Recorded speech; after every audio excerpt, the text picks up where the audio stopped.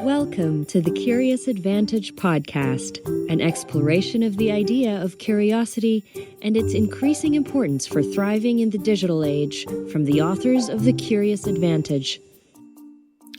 Hello, and welcome to this episode of the Curious Advantage podcast.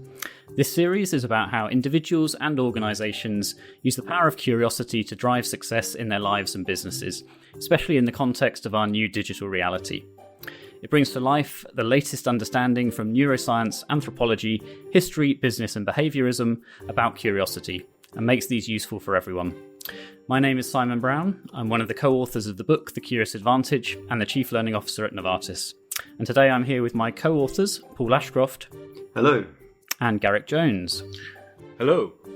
And we're delighted to be joined by Francesca Gino. Francesca is the Tandon Family Professor of Business Administration at Harvard Business School, as well as being author of the bestselling books Rebel Talent, Why It Pays to Break the Rules at Work and in Life, and Sidetracked, Why Our Decisions Get Derailed and How We Can Stick to the Plan. She's been honoured as one of the world's top 40 business professors under 40 and one of the world's 50 most influential management thinkers by Thinkers 50, as well as picking up numerous awards and having her studies published in leading publications such as The Economist, The New York Times, Newsweek, Psychology Today, and The Wall Street Journal. It's an honour to welcome you to the Curious Advantage podcast, Francesca. It's such a pleasure to be here. Thank you for having me. My pleasure to have you here. I've got to start by saying that I've been really looking forward to this episode. I must confess to being a bit of a fan of your work. I've had your Harvard article on the business case for curiosity sat on my desk for the last 2 years, and I still use it in many, if not all, of the presentations that I give. And I've got to say, it was actually one of the inspirations that actually gave me the confidence to start thinking to write The Curious Advantage in the first place. So thank you. It was such a pleasure to write the article, but you're making me feel almost embarrassed. Thank you for the compliment. Not at all. I see that you got interested in curiosity and learning a long time ago. I found a paper of yours from 2008 that was co-written with Amy Edmondson, coincidentally now the Novartis Professor of Management and Leadership at Harvard. So let's start with, what was it that first got you interested in this area of study? I spent a lot of my time in organizations looking at how leaders and employees do their work. And years ago, I started going into organizations with a little bit of a strange set of eyes, where I would go in and try to pay attention to processes, systems, ways of working that, to the eyes of a person who didn't work there, made very little sense. And then I would go and ask people, why is it that you do things this way? And the answer was always the same. We've always done it this way.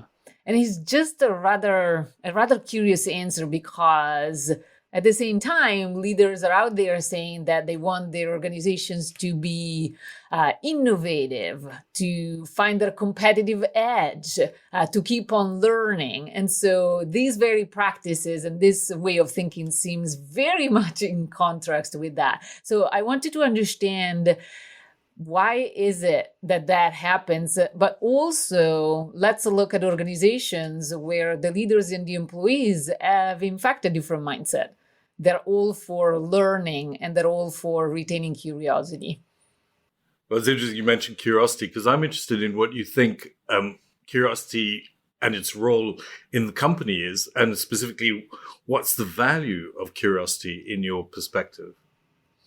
Curiosity, I think, is that type of mindset that allows us to go to existing practices or usual ways of working and looking at them and say, but what if we were to do things differently? I think curiosity, it's a really important ingredient that is needed in order for all of us not to become complacent.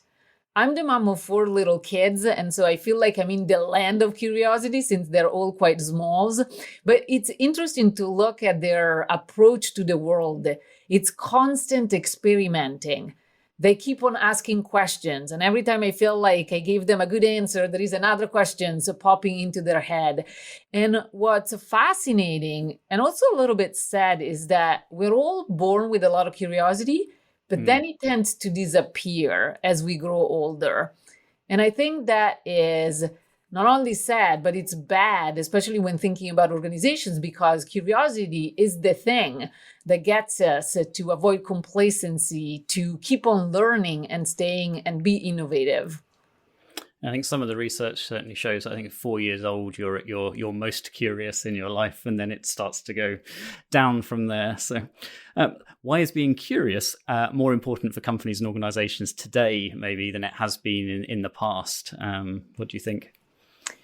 If I think about the environment that we're all facing today and that organizations are operating in, is an environment that is very uncertain, where there is a lot of a great need and desire actually to adapt and stay agile. In fact, agility is one of the words that I hear constantly when talking to leaders and employees in organizations.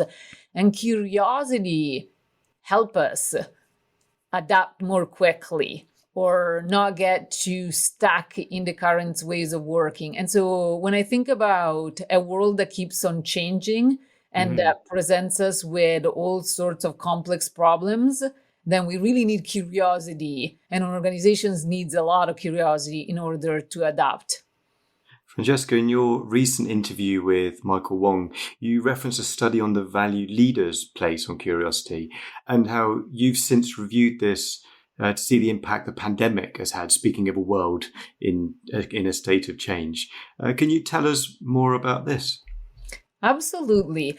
I was struck by the fact that when I collected data on thousands of leaders and employees across the world, it seems as if most of these people, and in fact, most of us, understand the value of curiosity when it comes to crediting curious people with coming up with new ideas into their teams or organizations, or really understanding that curiosity is the catalyst for all sorts of good things, including more innovation, more motivation, more job satisfactions. We see all of this. And in fact, again, if I go back to the data, I think it was 92% of those who responded telling me that curiosity is important for all of these organizationally relevant outcomes. But then if you actually look at how often people feel curious in the work that they do, the data is pretty drastically different. So only a minority of people, about 20% of them, tell you that they're curious in their jobs. The pandemic has made that worse. So when I collected the data during the pandemic, it seems as if we're now down to 15%. And what's tragic about it, and I'm really using a strong word here, is that I also have data that suggests that employees and leaders who have been able to hold on to a curious mindset during the crisis actually fared better. They experienced less burnout, they experienced less stress, they were able to connect with their colleagues in more meaningful way. They were also better able to adjust to their new routines or ways of working. And so I find it quite striking that we recognize the importance of curiosity, and yet we don't experience it as often at work, especially in moments where it would be most valuable to us, like the moment of crisis we're living through now. So immediately you've made me curious. You mentioned leaders who had a curious mindset, I guess against leaders who didn't have a curious mindset. What is a curious mindset? Have you got some examples of what that actually is? Absolutely. Especially in this time of crisis, what the curious mindset allows you to do is to see the opportunity, despite the fact that, again, we're in a moment of difficulties and challenges. But rather than focusing your attention on those challenges, you think about, how could I use this moment to do something different, to rethink my work, to rethink my routines, to think about ways of working that I was relying on that weren't that helpful or useful. Let me rethink them or reinvent them. And what's interesting about some of the data that I collected during the pandemic is that leaders have an important role to play. In fact, when leaders are the first to rely on this type of curious mindset, that is very contagious. And so the employees are likely to do so also. And so are you the first one to ask, what if, or how could we? That becomes really contagious. There's been a huge pivot, for so many organizations during the pandemic to go digital and to shift their businesses to virtual. Whether that remains after post-pandemic or whether there'll be a hybrid that emerges, we don't know yet. But certainly digital and running organizations digitally and virtually has been the thing that's kept many organizations and people alive. You have suggestions for how leaders can foster curiosity in their organizations. And could I extend that to, do you have any suggestions for how leaders should be fostering curiosity in their digital organizations now? Absolutely. One of the clear differences among the leaders who in fact showed curiosity and a curious mindset over the last year now, and those who did not, is leader who came into this virtual environment saying, okay, maybe it's not what we would choose to be doing because we agree that we'd rather be together in the same room having these conversations. But what it is that we're learning that could be helpful to us whenever we go back to the next chapter. So their leaders were asking a lot of questions and having conversation, showing interest in paying attention not only to the constraining world of virtual, but again, the opportunities that it offers. I think often about a really, in my mind, cute example that comes from a very different context, but it gives me an idea of what the reframing is all about. And it's an example that I shared in my book, Rebel Talent. And it's about a restaurant, which is a Michelin star restaurant. In fact, they have 3 Michelin star. And it's a restaurant that in 2016 became the best restaurant in the world. It's in Modena, Italy. It's called Osteria Francescana. But the story is about the sous chef working in the kitchen, one of the 2 sous chefs, who's Japanese, named Taka, and is known in the restaurant for being obsessed with attention to detail. So on a very busy night, he was working on the last dessert of the night. It was a lemon tart. So he was carefully arranging all the pieces on the plate, and all of a sudden the tart dropped to the floor. So now you had a smashed lemon tart. And in the very moment in which he was starting to experience a little bit of anxiety, since these are expensive desserts, you had the chef and owner, Massimo Bottura, walked into the kitchen, seeing the plate on the floor.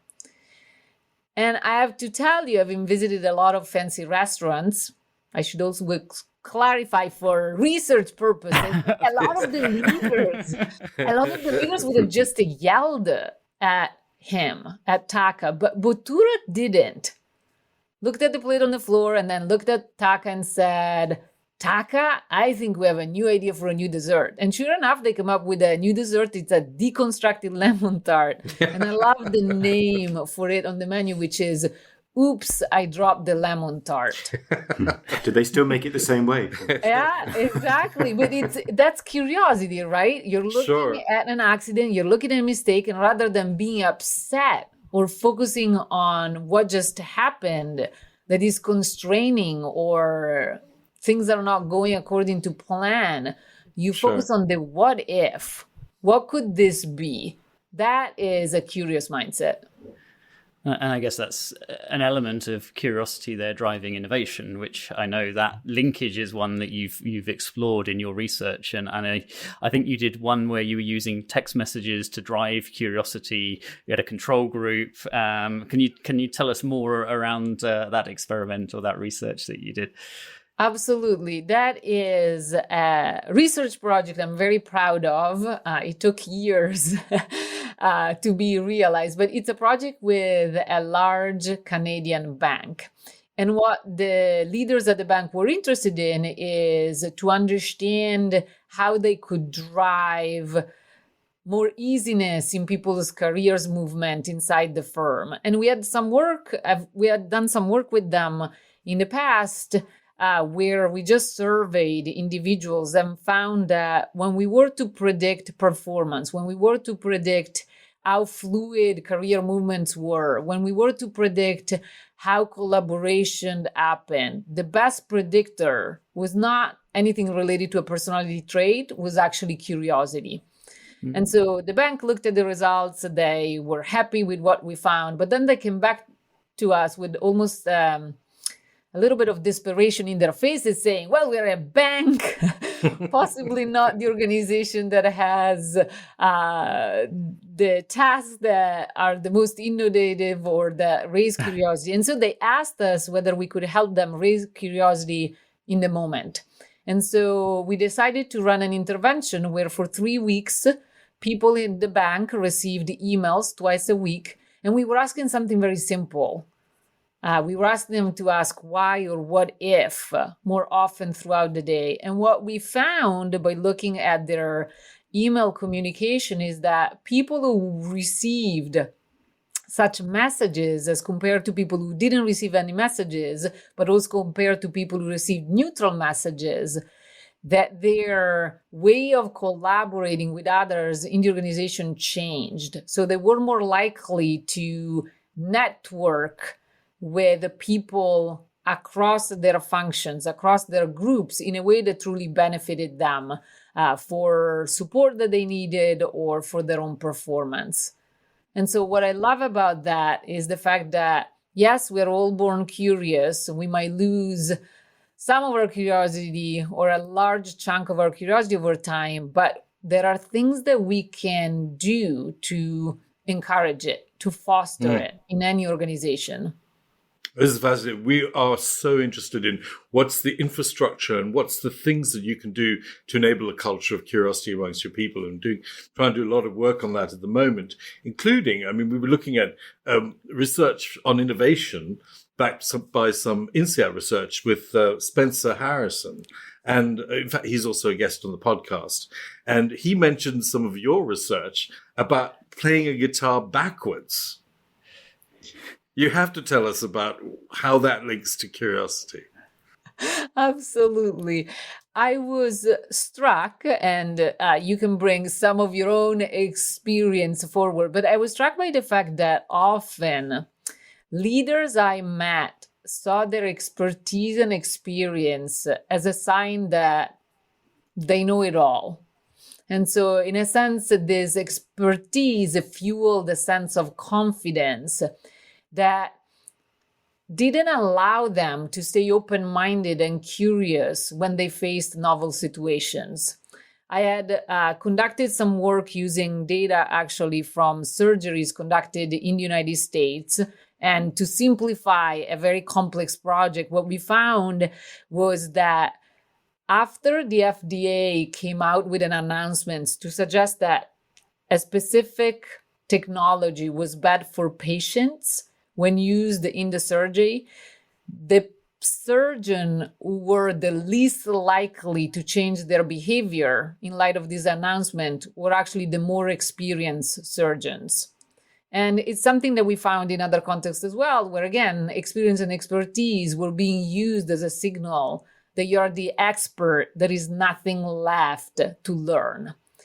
And so with my colleagues, we were trying to think about how is it that, especially when people are very experienced, they can embrace that curious mindset. And one of the studies that a colleague of mine conducted, which I think was really ingenious, was by asking expert guitar players to turn around their guitars such that they had the feelings of what it meant to play the guitar when they were novices. Yep. And when you have that experience, it's hard to remember what we were thinking or what we were doing when we didn't have that experience. And so playing the guitar backwards was a way of recreating that sense of being a novice. Very, very powerful.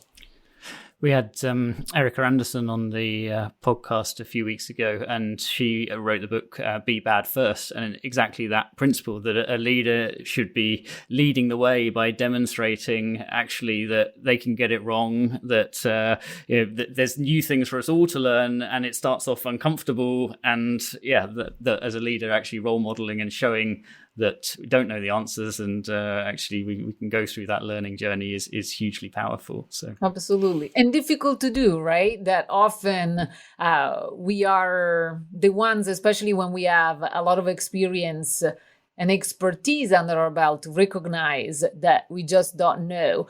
One of the recent studies that I conducted with actually Spencer Harrison and another colleague on curiosity is one where we find that if you look at curiosity as a trait and you correlate with the amount of expertise and experience, the two are negative correlated, which means that the more experience and expertise you have under your belt, the less curious you are.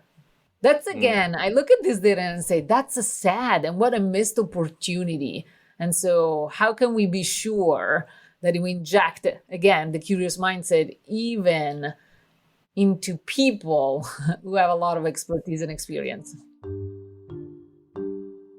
You're listening to the Curious Advantage podcast, inspired by the book The Curious Advantage, written by Paul Ashcroft, Simon Brown, and Garrick Jones.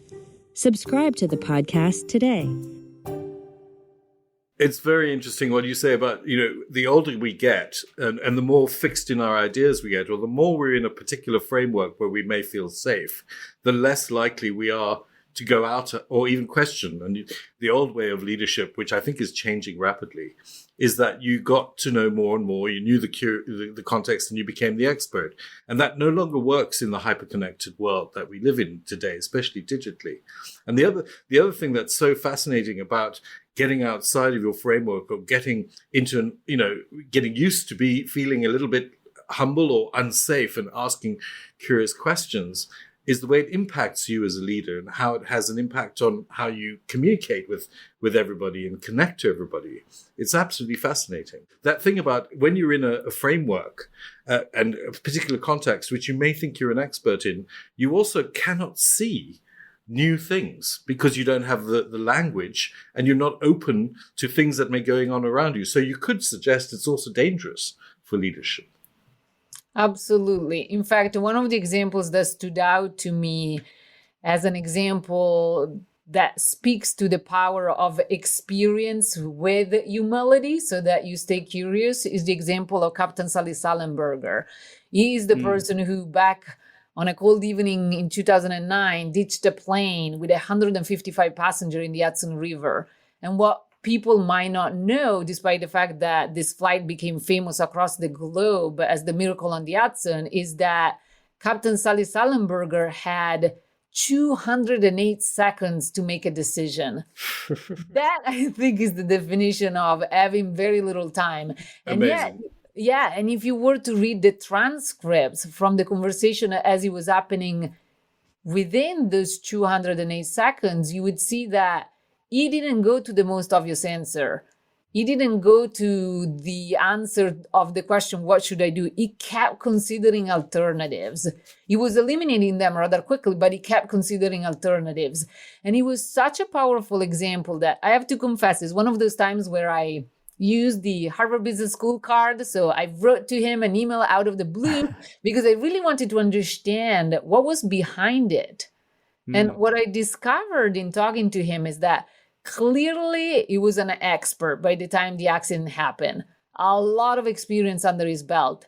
But he had created this beautiful habit of mind for himself where every time he walked into the cockpit, he would ask the question, what do I stand to learn today? How is it that today's flight could be different? And so, Garrick, I think that is exactly this idea of acquiring and gaining experience, but also holding on to your humility. It's just beautiful. That allows us to stay curious and keep on learning. Beautiful. And I think, Francesca, you're also talking about constraints. So we talk about sort of how constraints drive innovation, but in these stories, it seems that constraints also help keep you curious? I know this applies in sports. I do a lot of martial arts myself.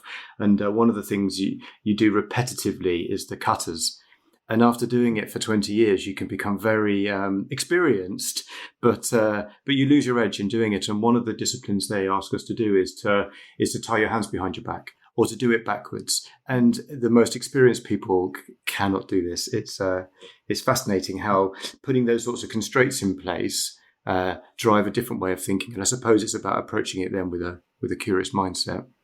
I love that. It's a great example of, again, putting you in an uncomfortable space such that you get to ask questions or look at the situations differently. And that's when curiosity pops back up. Exactly. Going back to your article, The Business Case for Curiosity, you identified a wide range of benefits of curiosity, and we've been talking about some of these, but for example, reduced group conflict and more open communication. Having just finished the latest version of lockdown homeschooling, I can attest to some of those emotions. Can you tell us a bit more about the benefits of being curious and where you've seen this in practice? Absolutely. One of the ways in which I've explored curiosity is in situations where you're collaborating with others. And what is interesting is that, as we all know, sometimes collaborations get difficult because we are disagreeing with our team members, we don't see eye to eye. And what's interesting is that when curiosity is present, you approach those disagreements differently. You don't start thinking that Simon is clearly not as committed to the cause. What you do think is that you want to explore why is it that he's looking at the problem so differently from you. And so that curiosity turns into asking questions, exploring, the desire to understand in a way that reduces group conflict, but also allows for more information being shared in a way that leads to better decisions within the team and also better performance. And so that is, to me, really good reasons in collaborations to open up to curiosity. More recently, I've also looked at how we can use curiosity when reaching out to others.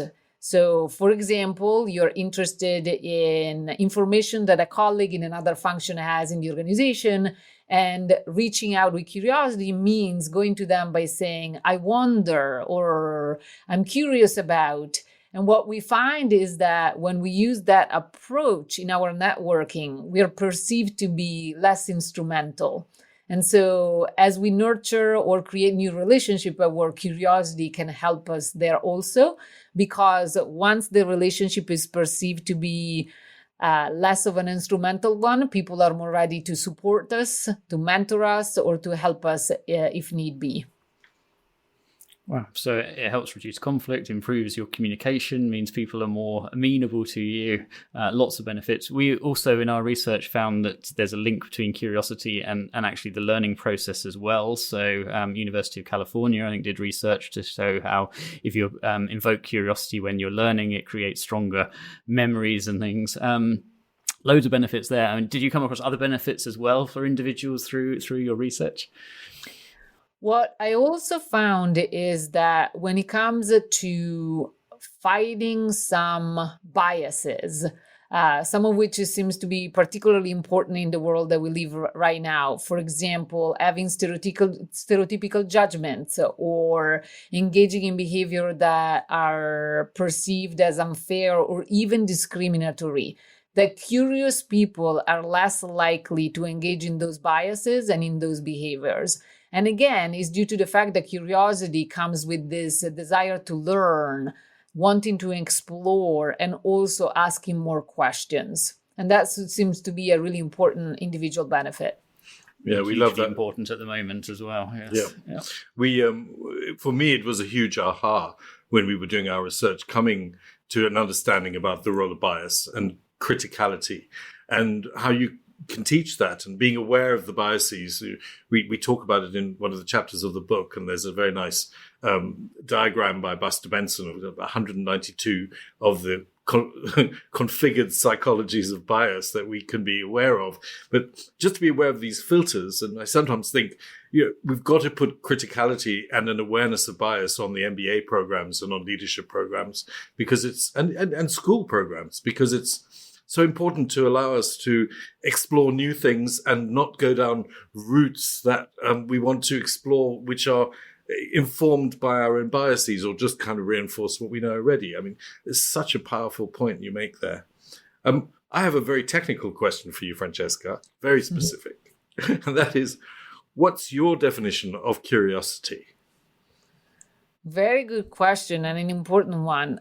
Curiosity, and I'm going to stay very closer to the way the academic literature has talked about it, is all about this desire to wanting to know. And you're looking for information not only because the information is helpful in some way to your work or to your situations, but because you're really eager to find out, to have that moment of discovery. That's how I think of it. Very good. You mentioned one aspect of curiosity earlier around sort of questions. We recently had Lisa Bodell on the podcast. She's author of the book Kill the Company, and she talks a lot about killer questions. And I know you also talk about how leaders should teach employees to ask great questions. So why do you think so many people and so many organizations find it hard to ask good questions? And what can we do to do it better? Many years ago, I had what I thought was a really brilliant idea at Christmas time for the type of present that I bought for my husband, and he's into technology. So you always love when you buy him whatever latest piece of technology is on the market. But what I bought him instead was signing us up for a 10-week class, 2 hours a week in improv comedy. Wow. Now, I have to tell you that it kind of didn't like it at the beginning. I can imagine he wanted the big telly or the new computer. Yeah, that scored much higher in wish list. But it's interesting that his attitude is actually starting to change as we went to the course every week. And I'm mentioning this because it was quite a transformational experience, especially in thinking about some of the themes in our discussions. And one of the philosophies that improv comedy left me with is the motto that curiosity and judgment can't coexist. Wow. That is actually quite profound. If you bring it back into our life, if you bring it back into leadership, if you bring it back into organizations, one of the main reasons why so many people, so many organizations stop asking questions is because of that fear of judgment. I ask, and I'm sure that you're going to roll your eyes, or you're going to think that the question is stupid or that it's irrelevant. And so I stay silent. I think that that's the barrier to overcome. And in fact, even when you go back to why is it that children at an early age ask questions constantly, and some of the questions are funny or silly. I think my 3-year-old recently asked me, why is it that we need to wear clothes when we leave the house? It's because they come from the eyes of a little person who is not focused on the impression that he's making on others. He's coming from that sense of awe and wonder.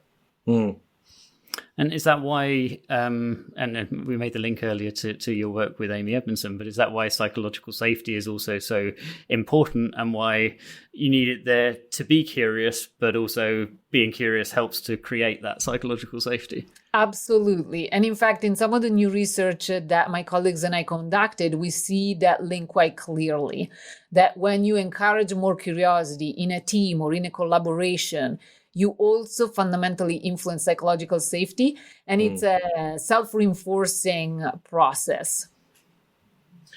Your most recent book is called Rebel Talent. Is there a link between rebels and curiosity? Absolutely. One of the rebel superpowers is being curious. In the book, I talk about these people who create positive change.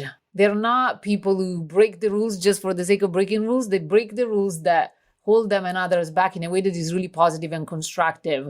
And one of the things that they share, no matter where you find them, whether in a very innovative organization or a call center in India, is that they're quite curious. They keep asking questions, they experiment, and they treat their failures differently. They're part of the process of learning rather than something to be ashamed of. One of the rebels that I talk a lot about in the book is Chef Massimo Bottura. One of the things that he said that to me, again, speaks to his curiosity is that he says that traditions are a well-received experiment. He was the person who went to traditional Italian dishes and reinvented them. He came up with very innovative spins on this traditional Italian dishes. But let's think about that. Traditions are well-received experiments. That means that they're there to be rebuilt. You need to be coming to these traditional Italian dishes with a lot of curiosity and questions. So yes, absolutely, the two are quite linked. And I would say that curiosity is actually the superpower of the rebels. I love that. Curiosity is the superpower of the rebels. I have one more question. What are you personally curious about at the moment? So the truthful answer is a personal one. I am very much curious to see how leaders and organizations are going to approach whatever it is that is next.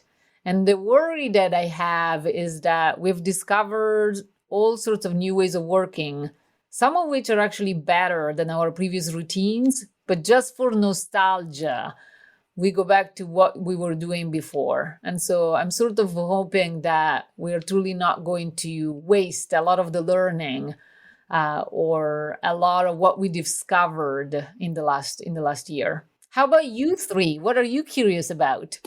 Personally, I'm curious about what's outside my town in the world. I'm sure there's a world out there. I keep seeing it on Zoom. And I think also what's going to be the next normal.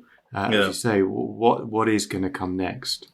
I'm reading a book about quantum theory because I'm a geek, and I'm very, very interested. I'm a musician as well, but I'm very interested in resonance and the impact that attitudes that we have can have it within the field, if you know what I mean. So that's my current bedtime reading.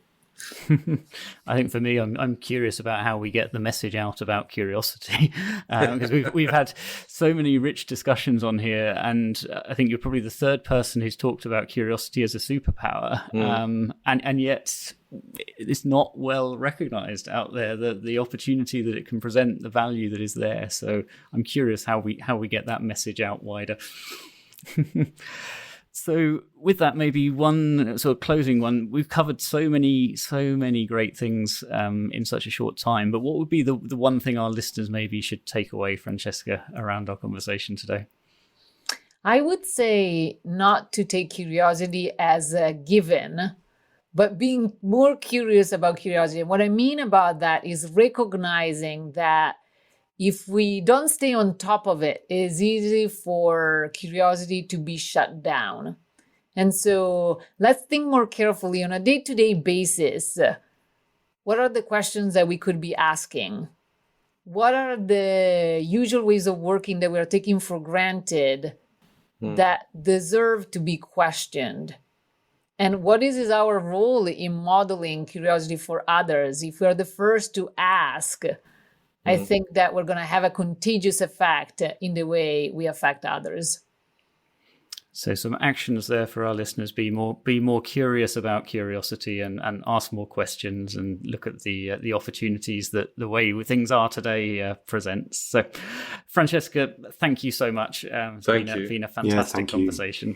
Absolutely brilliant. It was such a pleasure to talk to you three. Thank you for having me. Thank you. So you've been listening to a Curious Advantage podcast. The Curious Advantage book is available on Amazon worldwide. Order your copy now to further explore the 7 C's model for being more curious. Join the conversation at #CuriousAdvantage and subscribe today and keep exploring curiously. See you next time. Thank you for listening to the Curious Advantage podcast. The Curious Advantage book is now available to purchase on Amazon. Stay tuned for the next episode and keep exploring curiously. This podcast is produced by Aliki Palinelli and John McGinty and edited by Jill Damatak-Futter.